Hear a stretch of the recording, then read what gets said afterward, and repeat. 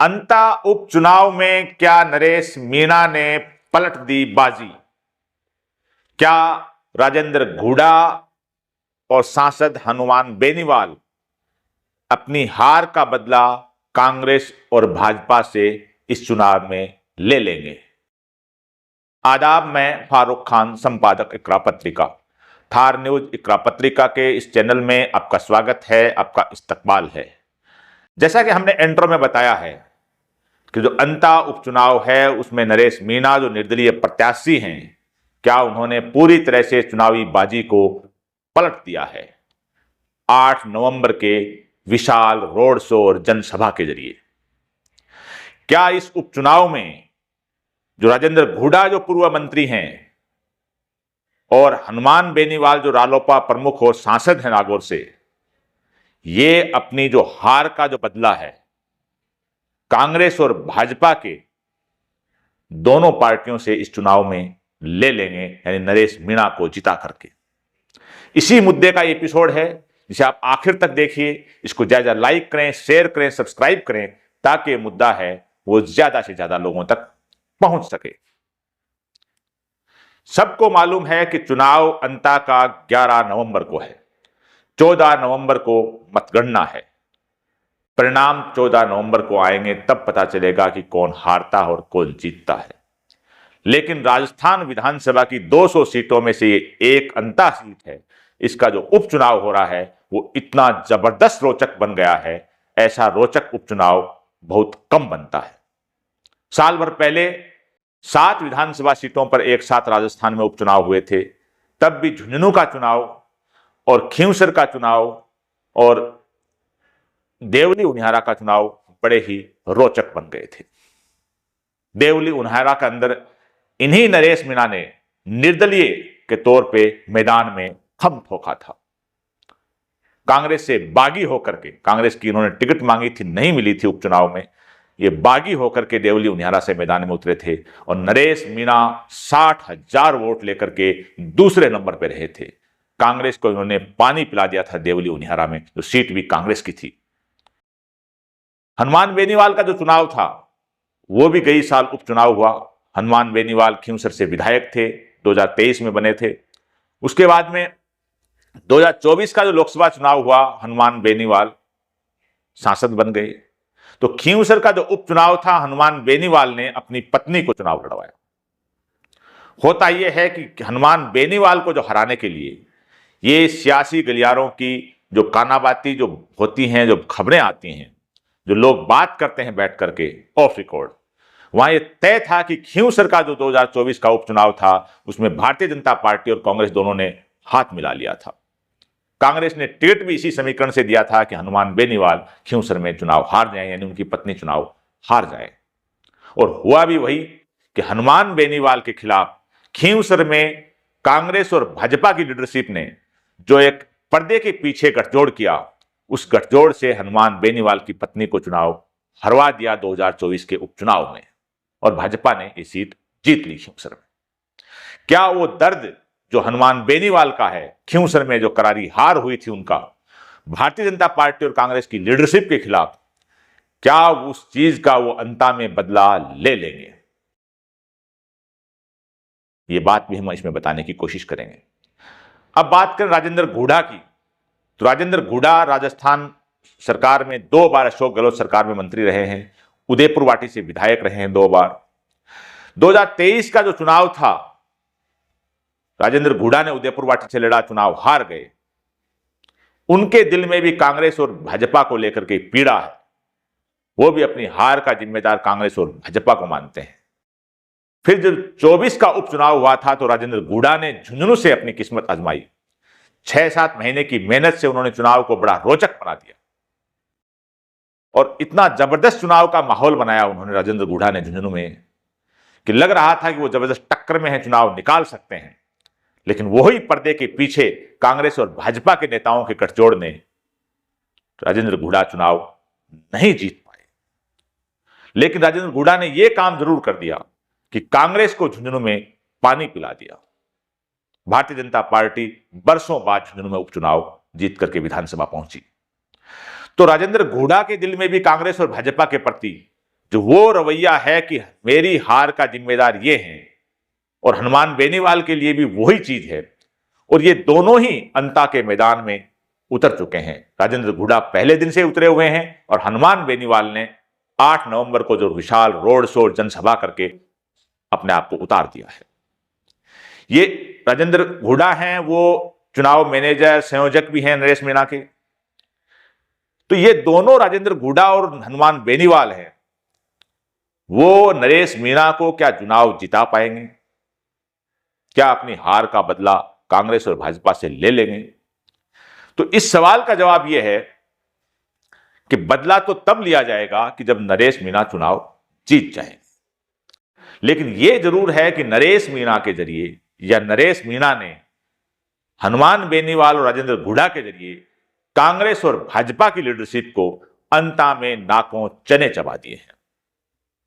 जो road show हुआ 8 नवंबर को मांगरोल कस्बे में, जो अंता विधानसभा में है, ऐसा विशाल रोड शो जो सोशल मीडिया पे वायरल भी हो रहा है, अंता के लोग गवाह हैं इस बात के, मांगरोल के लोग इस बात के गवाह हैं कि ऐसा रोड शो मांगरोल कस्बे में पहले नहीं हुआ।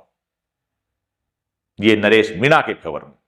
इसी रोड शो की एक बानगी ये भी है, इसी मांगरोल कस्बे की इस जनसभा की एक बानगी ये भी है कि आम आदमी पार्टी के जो सांसद हैं संजय सिंह, वे भी इसमें शरीक हुए। आम आदमी पार्टी ने भी नरेश मीणा का समर्थन किया है। यानी राजेंद्र हुड्डा, हनुमान बेनीवाल, संजय सिंह, यानी पूरी वो लॉबी जो कांग्रेस और भारतीय जनता पार्टी के खिलाफ चुनावी मैदान में रहती है, वो अंता में एकजुट हो गई है। नरेश मीणा समुदाय से हैं, तो मीणा समुदाय का भी अच्छा खासा वोट है, मुस्लिम समुदाय का भी अच्छा खासा वोट है, और वो भी नरेश मीणा के यहां अच्छा खासा एक तरह का जमावड़ा जम गया है मांगरोल अंता के इलाके में। धाकड़ समाज है, वो भारतीय जनता पार्टी का एक परंपरागत वोट माना जाता है, उसमें भी नाराजगी है भारतीय जनता पार्टी से, ऐसी खबरें हैं। माली समुदाय के जो नेता थे, वहां से विधायक रहे हैं पूर्व मंत्री प्रभुलाल सैनी, वे भारतीय जनता पार्टी से टिकट मांग रहे थे, उपचुनाव में उनको टिकट नहीं मिला। उनकी नाराजगी भी जाहिर सी बात है भारतीय जनता पार्टी से है, जिसकी खबरें हैं। और प्रमोद जैन भाया जो कांग्रेस के उम्मीदवार हैं, वो कद्दावर नेता है, वहां से 3 बार विधायक रहे हैं, 2 बार कैबिनेट मंत्री रहे हैं, अशोक गहलोत गुट के माने जाते हैं, दमखम वाले हैं, बहुत पैसे वाले हैं, पूरा जोर लगा रखा उन्होंने और कांग्रेस की लीडरशिप ने। लेकिन यह भी है कि भाया के खिलाफ जबरदस्त माहौल भी है, करप्शन को लेकर के, लोगों को इग्नोर करने को लेकर के।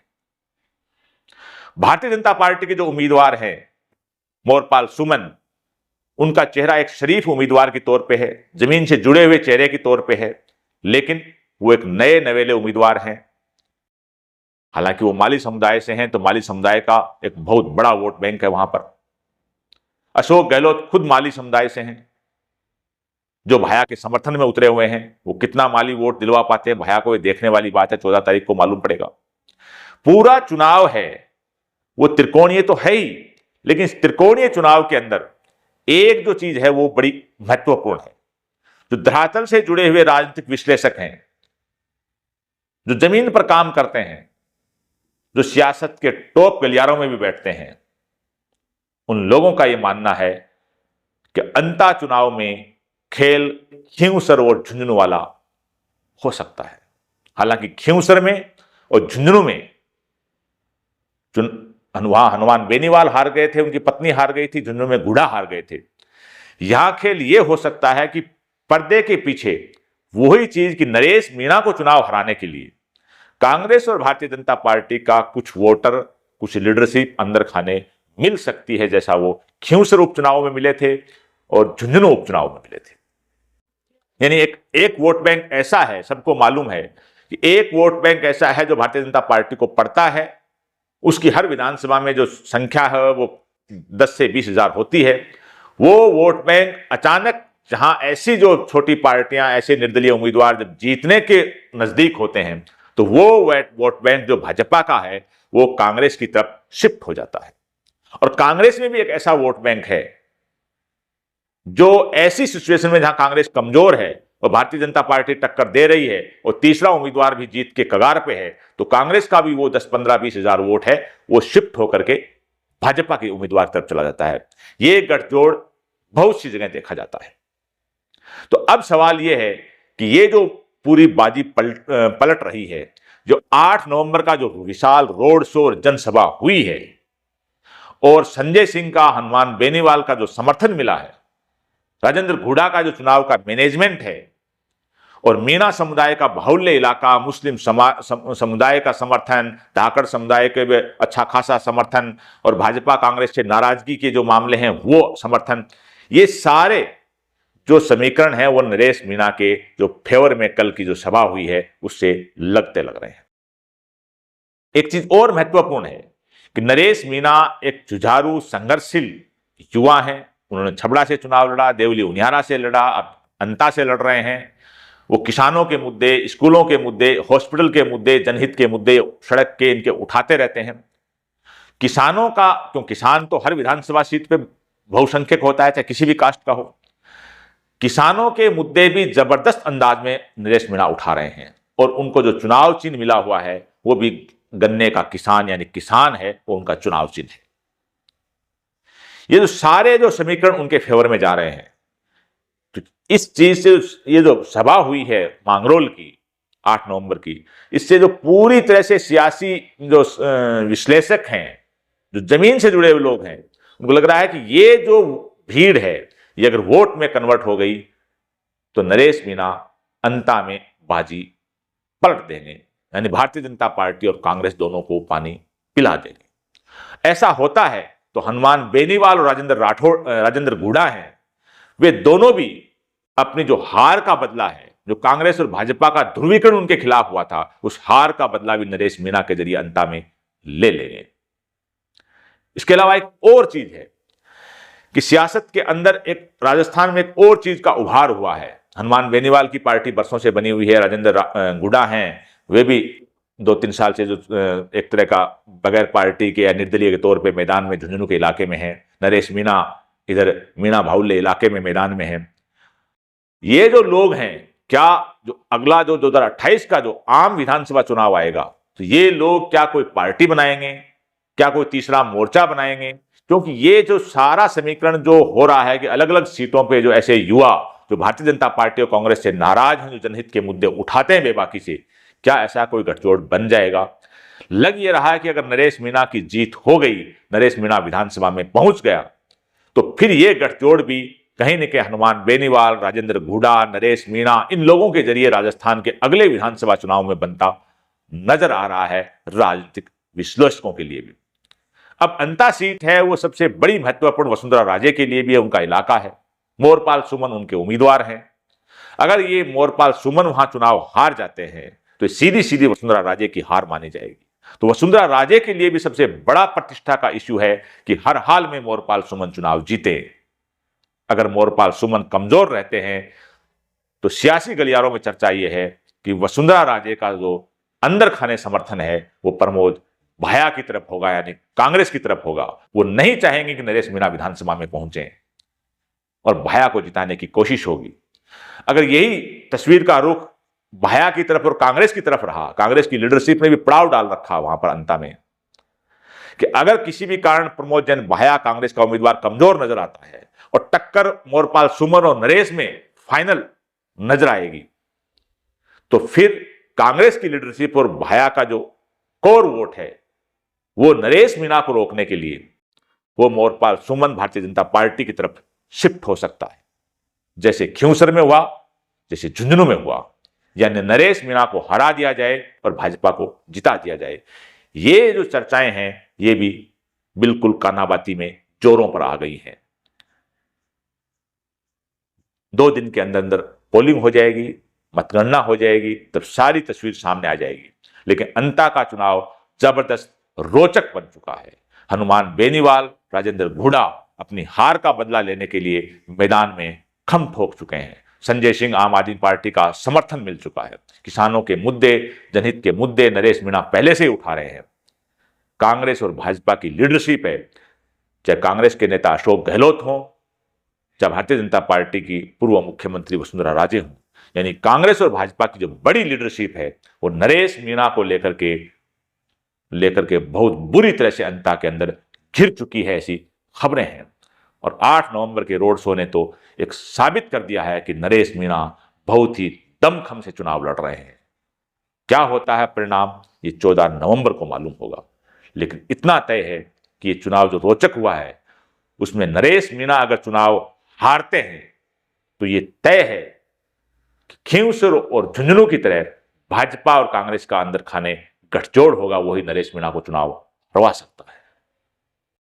और नरेश मीणा अगर चुनाव जीत जाते हैं तो फिर राजस्थान की कई विधानसभा में ऐसे युवा जो कांग्रेस और बीजेपी में हैं और बदलाव चाहते हैं, वो अपनी अपनी पार्टियों से बागी होकर के, चाहे कोई पार्टियां बने या कोई तीसरा मोर्चा हो, कोई न कोई 2028 के चुनाव में विकल्प जरूर बनता लग रहा है हनुमान बेनीवाल, राजेंद्र घुड़ा और नरेश मीणा जैसे लोगों के जरिए। क्या होता है क्या नहीं होता है आने वाले वक्त में मालूम पड़ेगा। हमारे इस एपिसोड से आप कहां तक सहमत हैं, असहमत हैं, अपने विचार हैं कमेंट बॉक्स में व्यक्त कीजिए, ताकि हम जो और एपिसोड बनाएं तो आपके विचारों को उसमें शामिल कर सकें। आज के इस एपिसोड में बस इतना ही। जय हिंद, जय भारत।